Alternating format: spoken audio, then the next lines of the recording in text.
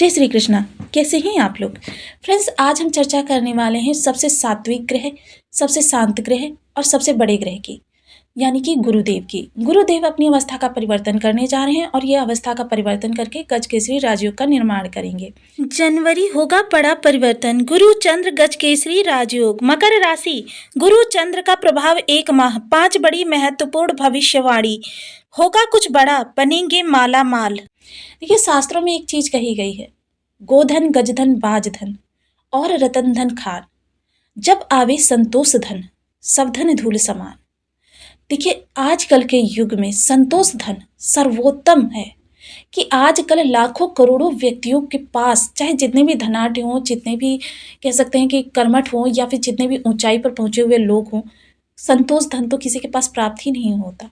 तो आइए चर्चा करते हैं गुरुदेव के बारे में। गुरुदेव अपना राशि परिवर्तन, क्षमा करें, नक्षत्र परिवर्तन करने जा रहे हैं। नक्षत्र पथ परिवर्तन गुरुदेव का देखिए इस दौरान जो गोचर हो रहा है रोहिणी नक्षत्र में, काफी लंबे समय से हो रहा है। देखिए, रोहिणी नक्षत्र जो है एक बेहद महत्वपूर्ण नक्षत्र है, जिसका कि प्रथम पद जो होता है वो मेष राशि के अंतर्गत आता है, द्वितीय पद जो होता है वो वृषभ राशि के अंतर्गत आता है, तृतीय पद जो होता है वो मिथुन राशि के अंतर्गत आता है और चतुर्थ पद जो होता है कर्क राशि के अंतर्गत आता है। यानी कि इस दौरान, क्योंकि गुरुदेव जो है चतुर्थ पद में प्रवेश कर रहे हैं और चतुर्थ पद में प्रवेश करके ये कर्क राशि गोचर करेंगे। अब कर्क राशि के स्वामी चंद्रमा है, चंद्रमा से इनकी मैत्री होगी क्योंकि इसके देवता चंद्रमा है और इन चंद्रमा का प्रभुत्व इस समय पर गुरुदेव के साथ देखा जाएगा। चंद्रमा और गुरु का संबंध जो होता है बेहद शुभ होता है, इसे गजकेसरी राजयोग की संज्ञा दी जाती है। गजकेसरी राजयोग, जैसा कि हम सभी लोग जानते हैं, समस्त राजयोगों में सर्वश्रेष्ठ राजयोग माना जाता है। गजकेसरी राजयोग आपके मान सम्मान के लिए, पद प्रतिष्ठा के लिए, आपकी धन दौलत के लिए और आपके समाज में ऐश्वर्य के लिए, सभी चीज़ों के लिए गजकेसरी राजयोग को बहुत ही उत्तम माना जाता है। क्योंकि ये देखिए, नीति विवेक के द्वारा, नीति विवेक से कार्यों को करके उपार्जन की हुई धन पर इसका नियंत्रण होता है। गजकेसरी राजयोग आत्मिक से शांति से लेकर ज्ञान की शांति, भौतिक शांति, इन सभी शांतियों के लिए गजकेसरी राजयोग सर्वोत्तम होता है।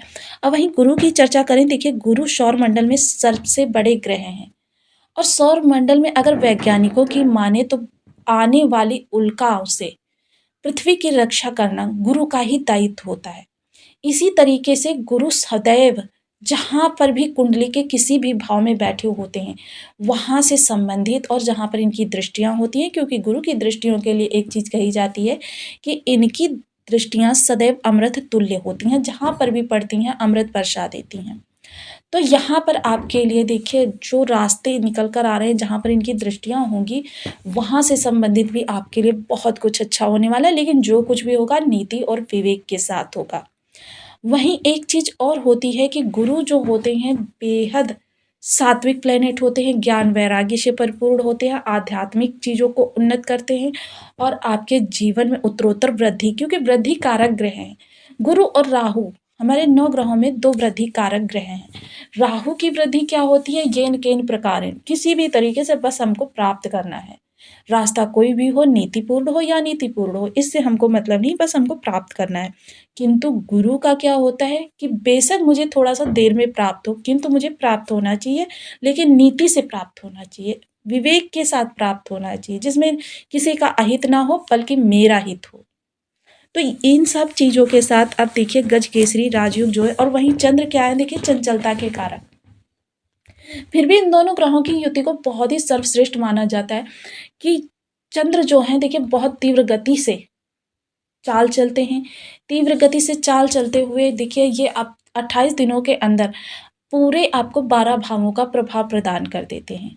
किंतु देखिए चंद्रमा जो है पूरी पृथ्वी को नियंत्रित करता है, समुद्र में आने वाले ज्वार भाटा इसी का प्रभाव है, प्रभावित होते रहते हैं। और आपके मन की स्थिति, मन का कारक माना गया है चंद्रमा को, मन की स्थिति।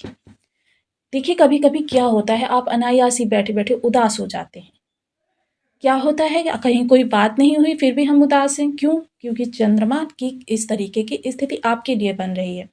कभी कभी आप बैठे बैठे ही अचानक प्रफुल्लित हो जाते हैं, मन उल्लास से भर जाता है, उत्साह आ जाता है आपके अंदर कि मुझे ये कार्य करना है, और आप एकदम से उस कार्य को करने लगते हैं। ये उत्साह, ये उल्लास चंद्रमा के प्रभाव से ही आता है। चंद्रमा एक चीज को और दर्शाते हैं, कलात्मकता को। जीवन में कलात्मकता, क्रिएटिविटी, नयापन, कि आपके जीवन की नीरसता समाप्त हो जाए, आपको उत्तरोत्तर कुछ अच्छा प्राप्त होता रहे। ये चंद्रमा का कारक होता है। और वहीं धन में निरंतरता। देखिए, कब चंद्रमा जिनके कमजोर होते हैं, क्या होता है, कभी घी करना, कभी मुट्ठी भर चना, कभी वो भी मना। यानी कि कभी कभी तो उन्हें लाखों करोड़ों प्राप्त हो जाता है, कभी कभी वो बेचारे हजारों में ही संतोष करते हैं, और कभी कभी वो भी नहीं प्राप्त हो पाता। ये चंद्रमा की ही अशुभता का प्रभाव होता है। चंद्रमा प्रत्येक व्यक्ति को कलात्मकता का स्वप्न लोक में विचरण कराते हैं। गुरु इस स्वप्न लोक में घूमने को बिल्कुल गति प्रदान करते हैं, यानी कि दिशा प्रदान करते हैं। तो बहुत ही सुंदर संयोग बने जा रहा है, क्योंकि चंद्र गुरु का मेल गजकेसरी राजयोग का निर्माण, देखिए ये अगर कहें तो आध्यात्मिक दृष्टिकोण से सर्वोत्तम, बहुत ही ऊंचा योग बन रहा है। तो ये कब से कब तक बनेगा, और इसके आपके कुंडली के 12 भावों से संबंधित क्या क्या प्रभाव प्राप्त होंगे, तो बने रहिए हमारे साथ इस वीडियो में एंड तक, आपको बहुत कुछ जानने के लिए मिलेगा। वीडियो बहुत ज्ञानवर्धक होने वाला है। और वैसे भी गुरुदेव जो है इस समय पर आपके कारक स्थान से, यानी कि पंचम भाव से गोचर कर रहे हैं। पंचम भाव आपके पूर्व जन्म के संचित शुभ कर्मास का भी होता है। तो चलिए, यदि आपके लग्न में 10 नंबर बना हुआ है तो ये राशिफल आपके लिए है। यदि कुंडली में कहीं भी चंद्रमा के साथ 10 नंबर बना हुआ है तो ये राशिफल आपके लिए। कुंडली ना होने की स्थिति में आप इसे नाम राशि से भी देख सकते हैं। यदि अभी तक आपने अपने इस चैनल को सब्सक्राइब नहीं किया है तो प्लीज़ सब्सक्राइब कर लीजिए, वीडियो को लाइक कर दीजिए, चैनल को शेयर कर दीजिए। इससे होगा क्या कि हमारे आने वाले हर वीडियो की नोटिफिकेशन मिल सकेगी आपको सबसे पहले। एक प्यारा सा कमेंट करना बिल्कुल ना भूलें। कमेंट से हमें बहुत मोटिवेशन मिलता है, हौसला मिलता है, और ये पता चलता है आप और क्या जानना चाहते हैं। तो जैसा कि हम सभी लोग जानते हैं कि गुरुदेव आपके पंचम भाव से गोचर कर रहे हैं। पंचम भाव जो होता है आपके पूर्व जन्म के शुभ कर्मों को भी दिखाता है। पूर्व जन्म के शुभ कर्मों को जो दिखाता है, और ये केंद्र और त्रिकोण में ये राजयोग निर्मित हो रहा है, जिसके कारण से यहाँ पर गुरुदेव जो है कारक हो जाते हैं। कारक होकर ये पहले से ही बली अवस्था में हैं, किंतु क्या हो कि वक्री होने के कारण जिन लोगों के बर्थ चार्ट में इनकी स्थिति थोड़ी सी विषम है, तो उनको विषम ही प्रभाव प्राप्त हो रहे हैं। क्योंकि गुरु देखिए अहित नहीं करते हैं, किंतु अपने जब प्रभाव देना बंद कर देते हैं तो शुभता समाप्त हो जाती है। इसके कारण से जो ये पापी ग्रह होते हैं, या आपके लिए जो विषम प्रभाव बनाए होते हैं, इनका प्रभाव बहुत ज़्यादा बढ़ जाता है, और आपके लिए समस्याएं बहुत ज़्यादा क्रिएट हो जाती हैं। अब गुरु यहाँ पर बैठे हुए हैं, तो ये भाव जो है आपके जन्म के संचित शुभ कर्मों का है। पूर्व जन्म के संचित शुभ कर्म हमें उस समय पर प्रभाव देते हैं जब गुरु यहाँ पर बैठते हैं। तो यानी कि गुरु के प्रभाव यहाँ से देखिए, गुरु क्योंकि गजकेसरी राजयोग यहाँ पर निर्मित करें पूरे 1 माह के लिए, तो 1 माह इनकी शुभता यहाँ से आपको निकल कर आएगी। इस दौरान देखिए यहाँ पर जो भी आपके भाव हैं, यानी कि जैसे कि संतान प्राप्ति के लिए प्रयास कर रहे हैं, बहुत उत्तम समय है। ज्ञान आपका आध्यात्म वैराग्य से परिपूर्ण होगा, ज्ञान नीति से परिपूर्ण होगा। इस दौरान आपकी दी गई सलाह लोगों को बहुत ही हितकारी होगी। आप कंसल्टेंसी विभाग से हैं, शिक्षण विभाग से हैं, या फिर कोई ऐसा कार्य करते हैं जिसमें लोगों को सलाह देकर, आपकी वाणी का जादू इस दौरान बहुत अच्छा चलता हुआ देखा जाएगा। तो इन सभी कार्यों से जुड़े हुए लोगों के लिए ये बहुत ही उत्तम समय काल कहा जा सकेगा। संतान प्राप्ति का प्रयास कर रहे हैं तो संतान प्राप्ति के लिए ये बहुत ही सुंदर समय है। वहीं संतान की जीवन में किसी भी प्रकार की समस्या बनी हुई थी, वो समस्या का निवारण होता हुआ दिखाई देगा। शेयर मार्केट से जुड़े हुए लोगों के लिए भी अच्छा समय काल है। पहले कुंडली का एनालिसिस करवा लें। उधर विकार वगैरह से आप त्रस्त थे तो उसमें अब राहत की प्राप्ति होगी। स्टूडेंट्स वर्ग बहुत ही शांत चित्त, और मतलब कहते हैं ना कि उनका मन इस दौरान बिल्कुल भी डाइवर्ट नहीं होगा, और फ्यूचर के लिए जो उनकी प्लानिंग है उनकी तरफ वो अपने पूरे लक्ष्य को भेजते हुए दिखाई देंगे। गुरु के पास देखिए 3 दृष्टियां होती हैं। पंचम भाग्य पर पड़ेगी, तो भाग्य पर इस समय आपके कई सारे ग्रहों का प्रभाव देखा जा रहा है। गुरु के प्रभाव में वृद्धि होने के कारण यहाँ से आपकी शुभता और बढ़ जाएगी, जिसके कारण से आपको और समस्याओं में कमी आएगी, और अच्छे प्रभाव ग्रहों के प्राप्त होते हुए दिखाई देंगे। यहाँ पर बैठे हुए हैं केतु। तो केतु देखिए इस दौरान आपके लिए आप आध्यात्मिक प्रवृत्ति की ओर रुझान आपका ज़्यादा रहेगा। इस दौरान क्या है, अध्यात्म से जुड़कर आप कुछ जीवन के नए आयाम भी तलाश सकते हैं। बहुत से लोग ऐसे हैं जो साधनारत रहते हैं, उन लोगों के लिए साधना के लिए यह समय काल बेहद अनुकूल है। वहीं इस दौरान क्या होगा कि आप आपको बाहर जाने की इच्छा जगेगी तीर्थ यात्रा वगैरह पर। अगर आप खुद नहीं जा सकेंगे तो अपने परिवार के किसी भी सदस्य को आप भेज सकते हैं। मांगलिक कार्यक्रमों में रुचि लेते हुए आप इस दौरान दिखाई देंगे। पिता का भी सहयोग इस दौरान अच्छा आपको प्राप्त होता हुआ दिखाई देगा। सप्तम दृष्टि जब लाभ भाव पर जाएगी तो लाभ भाव पर जो भी आपकी समस्या बनी हुई है, यानी कि आपके कार्य क्षेत्र में कोई समस्या आ रही है, व्यापार कर रहे हैं उसमें कुछ अनिश्चितता आ रही है, या समाज में आपकी छवि किसी प्रकार से धूमिल है, या छवि को बढ़ाने का प्रयास करना चाहते थे, या छवि से रिलेटेड कोई कार्य कर रहे हैं कि जिसमें आपकी सामाजिक छवि बहुत अच्छी होनी चाहिए, जैसे शासन प्रशासन से जुड़कर, तो इन सभी कार्यों के लिए ये समय सबसे बेस्ट कहा जा सकता है। बड़े भाई बहनों का सहयोग प्राप्त होगा। मित्र बंधुओं का भी इस दौरान आपको बहुत अच्छा सहयोग मिलता हुआ दिखाई देगा।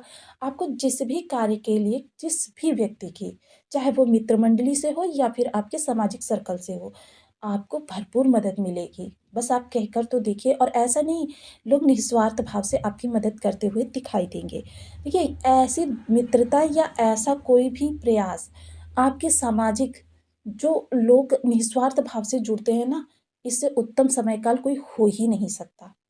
इसके साथ ही देखिए, इस समय लाभ में वृद्धि होती हुई दिखाई देगी। देखिए, इस दौरान एक चीज़ और होगी, जो भी चीज़ें आप सोचेंगे, जो भी चीज़ों का आप मनन करेंगे या भविष्य के लिए कोई योजना बनाएँगे, तो आप पूरी नीति विवेक के साथ, इस दौरान एकदम उस तरीके का आपका व्यवहार नहीं होगा कि एकदम से किसी बात पर उग्र हो जाना, या एकदम क्षणिक बुद्धि उन्माद में आकर, किसी आवेश में आकर किसी चीज़ के लिए निर्णय ले लेना।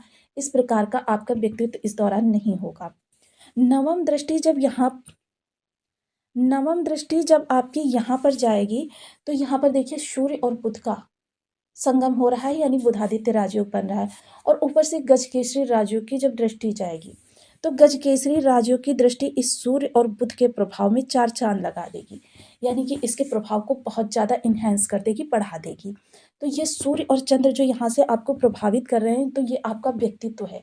आपका व्यक्तित्व इस दौरान क्या है कि आप निरोगी काया के स्वामी होंगे, और आपका तेज प्रभाव, और इस दौरान नीति विवेक भी जुड़ जाएगा।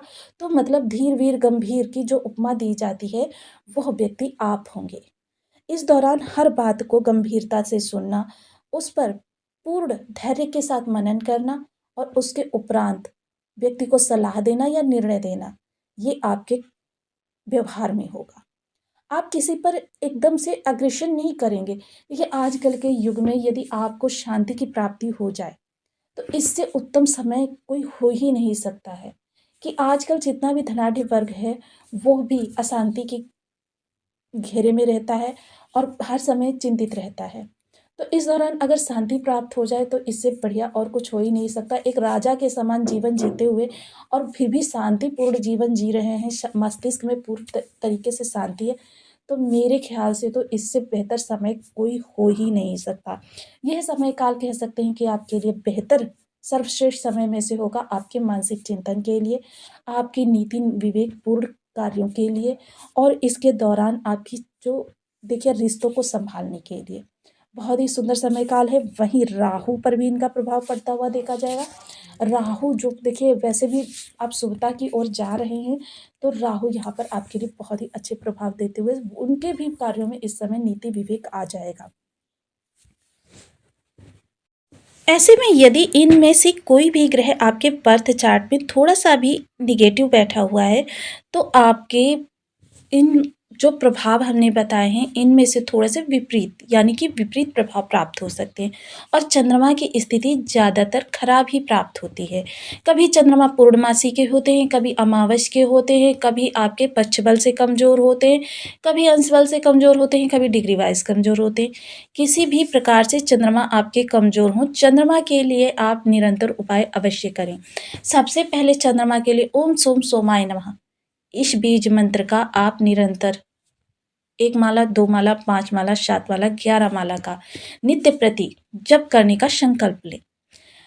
चंद्रमा के जो अधिष्ठात्र देव होते हैं शिव जी, शिव जी का पूजन करने से आपके चंद्रमा अच्छे होते हैं। शिव जी का पूजन आप कैसे भी कर सकते हैं, सोमवार का व्रत भी कर सकते हैं, सोमवार का आप शिव जी को दुग्धाभिषेक कर सकते हैं, शिव सहस्त्र नाम का पाठ करते हुए। पूर्णमासी का व्रत कर सकते हैं। सफ़ेद रंग की वस्तुएं जैसे चावल हो गया, दूध हो गया, इन चीज़ों को धर्म स्थान पर दान करना प्रारंभ करें। ये आपके गज केसरी राज्यों को प्रबल करेगा, यानी कि धर्म स्थान पर दिया तो गुरु आ गया, तो यानी कि ये आपके लिए बहुत ही अच्छा उपाय होगा। इसके अलावा माता के साथ आप अपने बहुत ही स्नेहिल संबंध बनाएं। माता का जितना ज़्यादा आप स्नेह प्राप्त करेंगे, आत्मिक स्नेह, उतना ज़्यादा आपके चंद्रमा आपको बहुत अच्छे प्रभाव देते हुए दिखाई देंगे। वहीं गुरु की चर्चा करें, ओम ब्रह्म बृहस्पति नमः। गुरु के लिए देखिए, गुरु जो होता है हमारे जीवन को दिशा प्रदान करने वाला होता है, हमें दिग्भ्रमित होने से बचाता है। गुरु के भी उपाय निरंतर करने चाहिए। केसर का तिलक मस्तक कंठ जिह्वा पर करें। धर्म स्थान पर नित्य प्रति जाएं। धार्मिक पुस्तकों का स्वाध्याय करें। धर्म से सदैव जुड़े रहें। अब धर्म से जुड़े रहने का मतलब ये नहीं होता कि नित्य प्रति घंटी और माला लेकर बैठ जाएं।